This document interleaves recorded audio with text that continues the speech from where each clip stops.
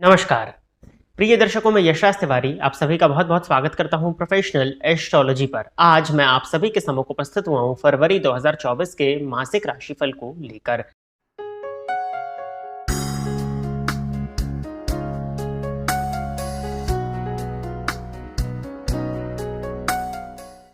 इस राशिफल के कार्यक्रम में हम चर्चा करने वाले हैं कि आपका फरवरी माह 2024 वर्ष का कैसा जाने वाला है। इस राशिफल के कार्यक्रम में हम आपके धर्म को, आपके कार्यक्षेत्र को, आपकी फैमिली लाइफ को, आपकी हेल्थ को, आपकी वेल्थ को, साथ ही साथ आपके करियर को डिस्कस करने जा रहे हैं। साथ ही साथ किन सावधानियों को आपको रखना चाहिए ताकि आप वर्ष 2024 के फरवरी माह को श्रेष्ठ बना सकें। क्या परेशानियां जो गोचर कुंडली की स्थिति के अनुसार आपके ऊपर आने वाली है उनसे आप बच सकें। जैसा कि आप सभी जानते हैं, जो राशिफल का कार्यक्रम होता है वो गोचर पर आधारित होता है और आज का इस राशिफल का जो कार्यक्रम है ये मैं आपको आपकी चंद्र राशि के आधार पर बताने जा रहा हूं। यानी कि आपकी जन्म कुंडली में चंद्रमा जिस राशि में बैठे वही आपकी चंद्र राशि है, उसी राशि के आधार पर आप इस राशिफल को देख सकते हैं। साथ ही साथ अगर आप अपनी जन्म कुंडली के विषय में नहीं जानते हैं, आपको अपनी राशि के विषय में नहीं पता है, तो आप अपने प्रचलित नाम राशि के आधार पर, जिस नाम से आप समाज में जाने जाते हैं, उस नाम के प्रथम अक्षर के अनुसार जो इसका चार्ट में आपको स्क्रीन पर वर्तमान समय में दिख रहा है उसके आधार पर भी आप इस राशिफल को देख सकते हैं। गोचर के आधार पर राशिफल का निर्माण किया जाता है और गोचर एक मौसम की तरह होता है। तो गोचर आपकी जन्म कुंडली की दशाओं पर निर्भर करता है। यदि आप अपनी जन्म कुंडली का संपूर्ण अध्ययन कराना चाहते हैं तो आप इस वीडियो को नीचे दिए गए नंबर पर कॉल या व्हाट्सएप के माध्यम से संपर्क करके हमारे कार्यालय में हमारा पर्सनल अपॉइंटमेंट बुक कर सकते हैं, जिसमें आपकी जन्म कुंडली पर व्यक्तिगत रूप से चर्चा हो जाएगी। अब हम इस कार्यक्रम को प्रारंभ करते हैं। उसके भी पहले फरवरी माह में जिन ग्रहों का गोचर परिवर्तित होने वाला है उनके विषय में मैं आपको बता देता हूं। 2 फरवरी 2024 के दिन बुध धनु राशि से निकल करके मकर राशि में प्रवेश करने जा रहे हैं। साथ ही साथ 6 फरवरी को मंगल धनु राशि को छोड़ करके अपनी उच्च राशि अर्थात मकर राशि में प्रवेश करने को जा रहे हैं। 13 फरवरी को शुक्र धनु राशि से निकल करके मकर राशि में, शनि की साधारण राशि में प्रवेश करेंगे और 14 फरवरी को सूर्य मकर राशि से छोड़ करके कुंभ राशि में प्रवेश करने जा रहे हैं। साथ ही साथ गोचर कुंडली में एक परिवर्तन और हो रहा है, वो ये है कि जैसे ही सूर्य राशि परिवर्तन करेंगे वैसे ही शनिदेव कुंभ राशि में अस्त अवस्था में हो जाएंगे। उस विषय पर भी हम चर्चा इस राशिफल में करते हुए चलेंगे। यदि आप हमारे चैनल के कार्यक्रम को देखते हैं और इस कार्यक्रम से आपका कुछ भी लाभ होता है तो आप इस वीडियो को लाइक करिए, साथ ही साथ इस चैनल को सब्सक्राइब करिए ताकि इन फ्यूचर जो भी कंटेंट मेरे द्वारा इस चैनल पर अपलोड किया जाता है उसका नोटिफिकेशन आपको मिलता रहे। यदि इस कार्यक्रम से आपका कुछ भी लाभ हो रहा है तो आप इस वीडियो को ज्यादा से ज्यादा लोगों के साथ में शेयर करिए ताकि ये कार्यक्रम उन तक भी पहुंच सके, उन लोगों का भी कुछ लाभ हो और उसका माध्यम आप बने। तो वृश्चिक राशि के जातकों के लिए राशिपति कौन बनते हैं? मंगल बनते हैं। अब मंगल इस मंथ की शुरुआत में राशिपति होकर के धन भाव में गोचर कर रहे हैं और 6 फेब के बाद में तीसरे भाव में उच्च राशि में प्रवेश कर जाएंगे। वो षष्ठेश भी होते हैं। राशिपति का जाकर के धन भाव में बैठना अच्छा है, धन संचित करने के लिए तो बढ़िया है, लेकिन जैसे ही 6 फेब के बाद में राशिपति बने हुए मंगल तीसरे भाव में जाकर के उच्च चुके होंगे तो ये आपको मेहनत करने के लिए प्रेरित करेंगे और आपकी मेहनत के साथ ही आपको आपके भाग्य का साथ काफी अच्छा मिलता हुआ दिखाई दे रहा है। तो ओवरऑल अगर देखा जाए तो वृश्चिक राशि के जातकों के लिए मंगल के गोचर की अगर हम चर्चा करते हैं तो ये काफी अच्छा होने वाला है, क्योंकि लग्नेश राशिश बने हुए मंगल पराक्रम भाव में कारक होकर के उच्च राशि में गोचर करने वाले हैं। आपसे मेहनत कराएंगे, मेहनत करना आपके स्वभाव में भी है और मेहनत करके ही आपको आपके भाग्य का साथ दिलवा देंगे। तो ओवरऑल इसको काफी अच्छा माना जाएगा। छोटे भाई बहनों के साथ में यदि आपके संबंध खराब हो रहे थे तो उन संबंधों में भी मिठास आती हुई दिखाई दे रही है। आपकी संवाद शैली जो खराब हो चुकी थी, जिस कहीं ना कहीं वाणी की कड़वाहट द्वितीय भाव में मंगल होने के चलते थे, उसमें भी कमी आएगी और आपकी वाणी में मिठास देखने में ही फरवरी 2024 में मिलने वाली है। साथ ही साथ अगर हम देखते हैं सूर्य, तो सूर्य आपके कर्मेश हैं, कर्मेश होकर के तीसरे भाव में गोचर कर रहे हैं 14 फेब तक। तो सूर्य का तीसरे भाव में जाना भी अच्छा है। कर्म का संबंध पराक्रम से बन जाए तो आप मेहनत करने के लिए आपको प्रेरित करेगा।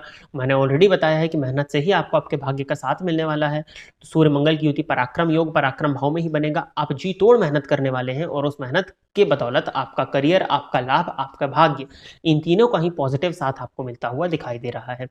बस हाँ, 14 फ़ेब के बाद में सूर्य शनि की युति जन्म कुंडली के चतुर्थ भाव में बन जाएगी, जो कुछ हद तक आपको बेचैन करे। बहुत ज़्यादा मेहनत करने की वजह से आपको थकान की अनुभूति हो सकती है, थोड़ा-सा अशांत आप अपने आप को महसूस कर सकते हैं। माता और पिता दोनों के ही स्वास्थ्य में कहीं न कहीं परेशानी आ सकती है, तो इसका आपको ध्यान रखने की आवश्यकता है। इसके लिए मैं कुछ आपको उपाय भी बता दूँगा। आपको अपने मन को शांत रखने की ज़रूरत है, मेनली 14 फ़ेब के बाद में। यदि आप अपने मन को शांत रखते हैं, तो वृश्चिक राशि के जातकों के लिए फरवरी 2024 का मंथ ओवरऑल बहुत ही अच्छा जाता हुआ दिखाई दे रहा है। अगर हम बुध के गोचर की चर्चा करते हैं, तो बुध आपके लिए अष्टमेश और लाभेश होकर के पराक्रम भाव में है। तो लाभेश होकर के पराक्रम में है, तो वही आप पराक्रम आपसे कराएगी ही सूर्य मंगल की युति। तो पराक्रम से आपको लाभ मिलने वाला है, जो कि मैंने बता दिया कि आर्थिक दृष्टिकोण से आपके लिए मंथ काफ़ी अच्छा होता हुआ दिखाई दे रहा है। बस हाँ, मेहनत आपसे ज़रूर कराएगा। यदि आप हाथ पे हाथ रख करके बैठ करके सभी चीज़ों को पाना चाह रहे हैं, तो फिर आपको कुछ भी प्राप्त नहीं होगा। ये ग्रह स्थिति आपको मेहनत करने के लिए बाध्य करेगी, और अगर आप मेहनत करते हैं, मेहनत के लिए प्रेरित करेगी, और अगर आप मेहनत करते हैं, तो आपको जो भी सुख चाहिए है, वो सुख की प्राप्ति आपको फ़ेब 2024 मंथ में होती हुई दिखाई दे रही है, आप ही की मेहनत की वजह से। सभी ग्रहों का संबंध आपके धर्म स्थान से होगा, तो धार्मिक बने रहिएगा, धर्म कर्म करते रहिएगा, मंदिर इत्यादि में जाकर के दर्शन करिएगा। गरीब की, असहाय की, ज़रूरतमंद की अगर आप मदद करते हैं, कंबल इत्यादि का दान करते हैं इस मंथ में, तो वो आपके लिए काफ़ी बेनिफिशियल होता हुआ मैं देख रहा हूँ। बस माता और पिता के स्वास्थ्य का ध्यान रखने की आपको आवश्यकता है। शुक्र का राशि परिवर्तन 13 फ़ेब को होगा, और वो भी आपकी राशि से सप्तमेश और व्ययेश होकर के तीसरे भाव में जाएंगे। तो अपने व्यापार को लेकर के यदि आप किसी तरह की यात्रा करना चाह रहे थे, जो कि आपकी यात्रा रुकी हुई थी, तो यात्रा होती हुई दिखाई दे रही है। यात्रा से आपको लाभ मिलता हुआ दिखाई दे रहा है। पत्नी के साथ यदि संबंध में उतार चढ़ाव था, तो पत्नी के साथ में भी संबंध आपके 13 फ़ेब के बाद में ठीक होते हुए दिखाई दे रहे हैं। प्रेम संबंध के पॉइंट ऑफ व्यू से ज़रूर थोड़ा-सा आपको निराशा देखने में मिल सकती है। वैलेंटाइन्स वीक में हो सकता है कि आप अपनी फीलिंग्स अपने क्रश के सामने, जिसको आप पसंद करते हैं, उनके सामने रखें और वो एक्सेप्ट ना करें। परंतु फिर भी वो देखना होगा, चंद्रमा के गोचर के हिसाब से उस पर विचार किया जाएगा, और आपकी जन्म कुंडली की स्थिति पर। तो रिलेशनशिप का पॉइंट ऑफ व्यू से जो गोचर कुंडली अभी दिखा रही है वर्तमान समय की, फ़ेब मंथ की, रिलेशनशिप के लिए काफ़ी उतार चढ़ाव वाली स्थिति है। एक प्रपोजल का एक्सेप्टेंस ना होना, इस तरह की संभावनाएं बनती हैं। तो वही है, वो वहाँ थोड़ा-सा देखना होगा। वो पार्ट एक नेगेटिव है, उसके लिए कुछ उपाय हम देखते हैं लास्ट में, अगर कुछ होते हैं तो वो मैं आपको बताता हूँ।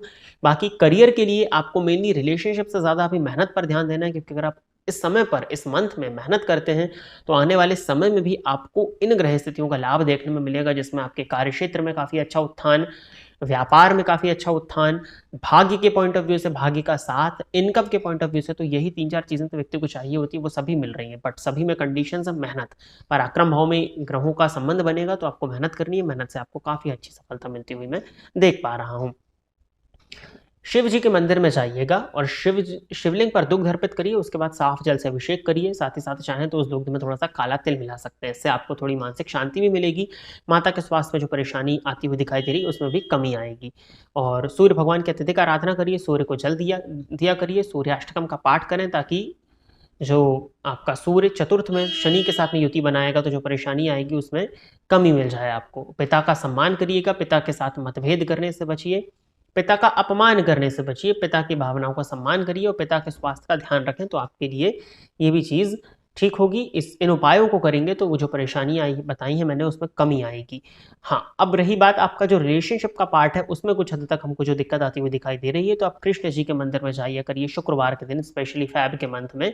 और शुक्रवार के दिन कृष्ण जी के मंदिर में जाकर के कृष्ण जी को बांसुरी अर्पित करिए, तो उससे भी आपको जो परेशानी है उसमें कमी देखने में मिलेगी। तो प्रिय दर्शकों, ये था वृश्चिक राशि के जातकों के लिए फरवरी 2024 मंथ का हाल। आशा करता हूँ कि वृश्चिक राशि के जातक इस राशिफल के कार्यक्रम से संतुष्ट होंगे। यदि आप इस कार्यक्रम को देखते हैं, इस कार्यक्रम से आपका कुछ भी लाभ होता है, तो आप इस वीडियो को लाइक करिए, साथ ही साथ इस चैनल को सब्सक्राइब करिए, ताकि इन फ्यूचर जो भी कंटेंट मेरे द्वारा इस चैनल पर अपलोड किया जाता है, उसका नोटिफिकेशन आपको मिलता रहे। यदि इस कार्यक्रम से आपको कुछ भी लाभ मिल रहा है, तो इस वीडियो को ज़्यादा से ज़्यादा लोगों के साथ में शेयर करिए, ताकि उनको भी इस वीडियो से लाभ मिले और उसका माध्यम आप बने। आज के इस कार्यक्रम में बस इतना ही रखते हैं।